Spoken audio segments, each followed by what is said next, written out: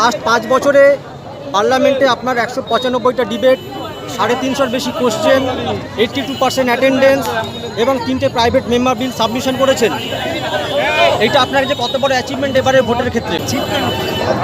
2019-এ মানুষ আমায় ভোট দিয়ে পাঠিয়েছিলেন, আমি তাদের প্রতিনিধি হিসেবে লোকসভায় আমার যে দায়িত্ব তা পালন করেছি।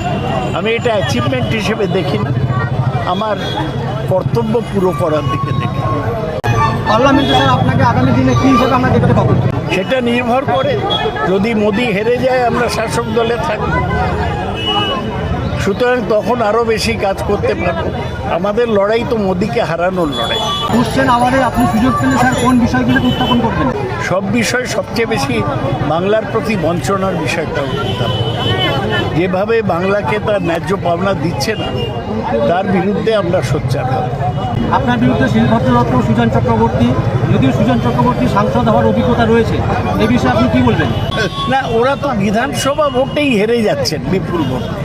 শিলভদ্র দত্ত 28,000 ভোটে হেরেছে, সুজন চক্রবর্তী 38,000 ভোটে হেরেছে। তা বিধানসভায় হেরে গিয়ে লোকসভায় কি করে যাবেন ওরা? মাধ্যমিক পাশ না করলে কি কেউ উচ্চ মাধ্যমিক দিতে পারে? বললেন উত্তর দমদম থেকে সবথেকে বেশি লিড পাবে, এটা কিসের ভিত্তিতে বললেন? আমাদের যে মোবিলাইজেশন, আজকে সকালে 8-10 হাজার মানুষ বেরিয়েছে। মানুষের যে সারা রাস্তার উপর, তাই দেখে বলছে আমাদের সংগঠন এখানে খুব মজবুত।